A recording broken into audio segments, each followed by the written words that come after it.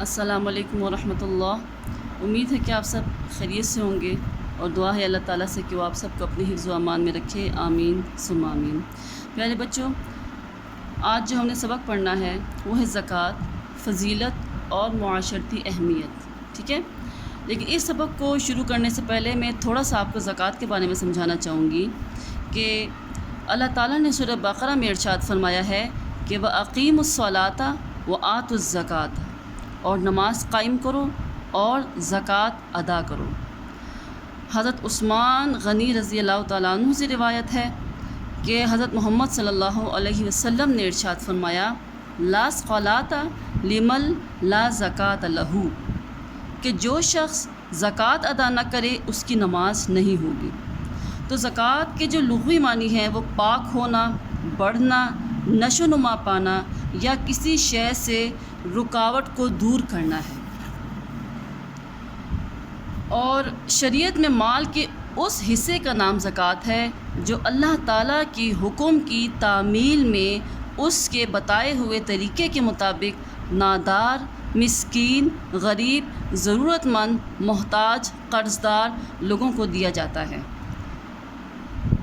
اس کی ایک مثال میں آپ کو اس طرح سے دینا چاہوں گی کہ جیسے کہ آپ نے پڑھا کہ زکوٰۃ جو ہے وہ مال کو پاک کرتا ہے، صرف مال کو نہیں پاک کرتا، ہمارے نفس کو بھی پاک کرتا ہے، ٹھیک ہے نا؟ ہمارے نفوس کو بھی اندر سے پاک کرتا ہے۔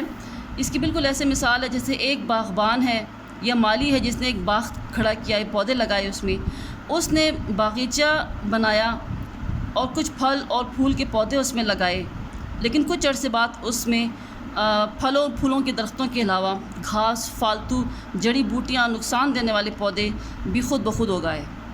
تو باغبان کیا کرتا ہے کہ وہ ان تمام فالتو جڑی بوٹیوں کو، ان تمام فالتو پودوں کو جو نقصان پہنچا رہی ہوتے ہیں اس کے باغ کو، تو ان کو پھینک کے، ان کو توڑ کے یا اکھاڑ کے باہر پھینک دیتا ہے تاکہ پھلوں یا پھولوں کے جو پودے ہیں وہ اچھی طرح سے پھلیں پھولیں۔ مالی کا یا باغبان کا یہ طریقہ دراصل تزکیہ ہے۔ تزکیہ مین پاک کر دینا، اس نے اپنے باغ کو، اپنے باغیچے کو اس نے پاک کر دیا۔ اسی طرح جو زکوٰۃ کا مال ہے، جب ہم اپنے جمع کیے ہوئے مال سے اس زکوٰۃ کے مال کو نکالتے ہیں جو کہ دوسرے لوگوں کا حق ہوتا ہے، تو ہمارا مال جو ہے وہ اسی طرح پاک ہو جاتا ہے، اور نہ صرف ہمارا مال پاک ہوتا ہے بلکہ ہمارا نفس بھی پاک ہو جاتا ہے، نفس کی بھی تزکیہ ہو جاتی ہے۔ تزکیہ کا مطلب کیا ہے؟ پاک ہو جانا، مطلب مسلمان کی شخصیت کے پروان چڑھنے میں جو سب سے بڑی رکاوٹ ہوتی ہے وہ اس کی مال و دولت سے محبت کرنا ہوتی ہے۔ جب ایک شخص کو مال اور دولت سے محبت ہوگی تو وہ اس مال کو حاصل کرنے کے لیے کوئی بھی عمل کرے گا، اس دولت کو اپنی سینے سے لگا کے رکھے گا، نہ خود خرچ کرے گا، نہ کسی غریب اور مسکین کو دے گا، اور دولت یوں چند ہاتھوں میں سمٹتی رہے گی، یعنی کہ شخصیت جو ہے وہ مسلمان کی نہیں ابھر کے آئے گی۔ وَإِنَّهُ لِحُبِّ الْغَيْرِ لَشَدِيدٌ، اور بے شک وہ مال کی محبت میں شدید ہیں۔ اس دولت یا مال کی محبت کو ختم کرنے کے لیے اس زکوٰۃ، یعنی کہ جو غریبوں کا حق ہے اپنے مال میں سے وہ خاص مقدار میں مال نکالنا، غریبوں کو دینا، یہ زکوٰۃ جو ہے یہ اللہ تعالیٰ کا حکم ہے صرف اس مال کی محبت کو مسلمانوں کے دل سے نکالنے کے لیے۔